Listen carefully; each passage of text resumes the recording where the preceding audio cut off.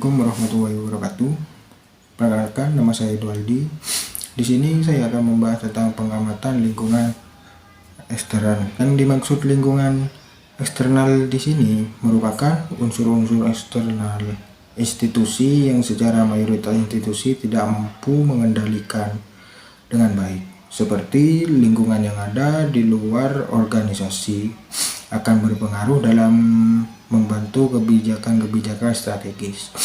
Lingkungan eksternal institusi akan semakin tampak eksistensinya ketika institusi sering berinteraksi dengan lingkungan sekitar. Nah, suatu institusi yang berhasil dapat dilihat sejauh mana institusi tersebut berinteraksi dengan lingkungan. Interaksi tersebut bertujuan untuk mengetahui tentang peluang dan ancaman suatu institusi terhadap lingkungannya.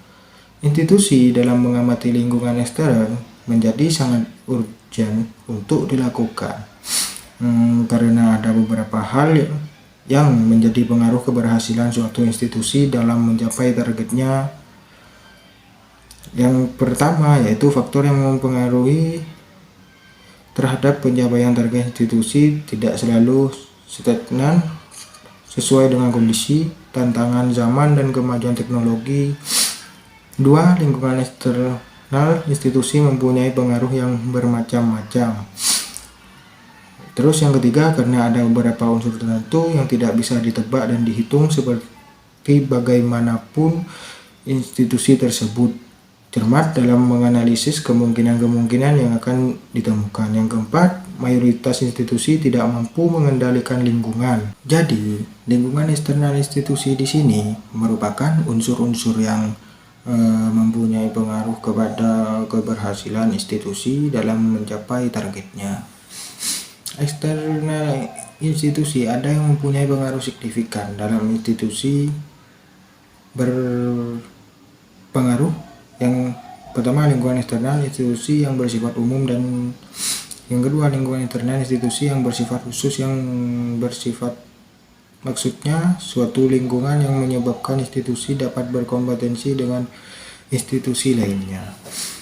Unsur lingkungan ekstern institusi ini masih relatif bisa diinstruksikan dengan baik dan paling tidak dapat diatur oleh institusi itu sendiri. Unsur-unsur di sini terdiri dari tingkat kompetensi institusi, keadaan para pelanggan, kebutuhan masyarakat, dan lain sebagainya. Seperti stakeholder, pendapat lain mengatakan bahwa lingkungan ekstern institusi terdiri dari lingkungan umum yang terdiri dari demografi, ekonomi, politik, sosial, dan teknologi.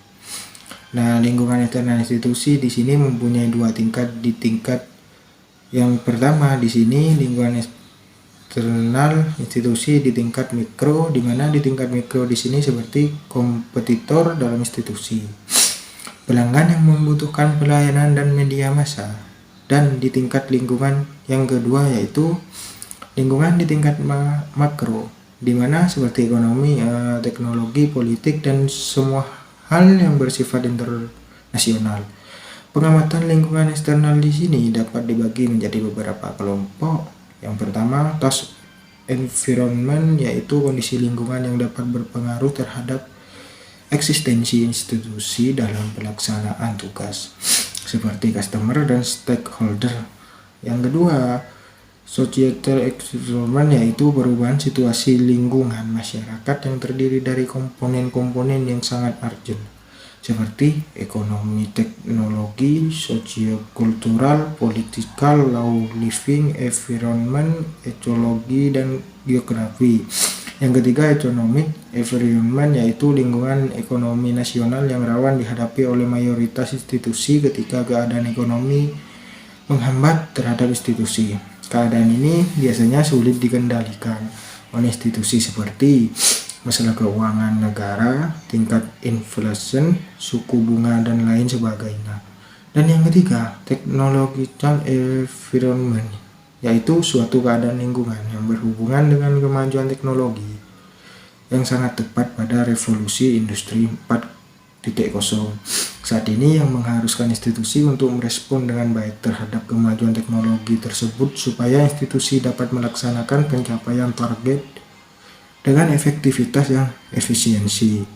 Nah, yang keempat, social environment, yaitu suatu keadaan lingkungan masyarakat yang berhubungan dengan perilaku sosial dan nilai-nilai budaya yang sangat urgent dan juga perlu direspon oleh institusi seperti yang pertama, transparansi dijadikan sebagai suatu baru yang terus dituntut dalam pelaksanaan terhadap pencapaian target.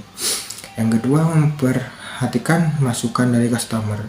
Dan yang terakhir yang perlu direspon adalah yang ketiga, semakin gencarnya tuntutan dalam peningkatan kualitas di tingkat selanjutnya. Selanjutnya, ecological environment, yaitu lingkungan yang mempunyai hubungan timbal balik dengan alam sekitar.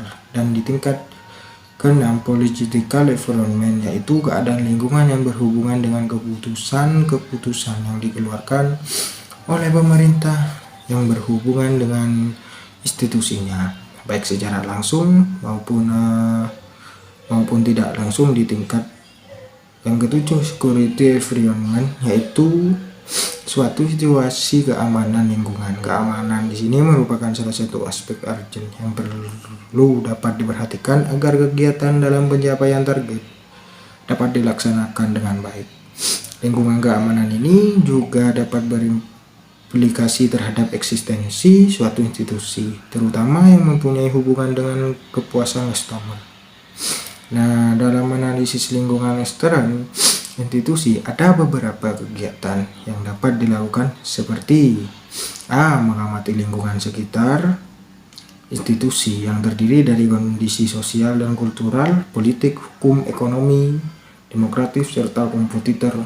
Kegiatan-kegiatan yang selanjutnya yaitu yang B. Mengamati beberapa unsur kerja dalam institusi seperti yang pertama, organ yang memiliki kepentingan terhadap organisasi. Masyarakat di sini sebagai komponen yang memanfaatkan pelayanan-pelayanan yang diberikan oleh institusi.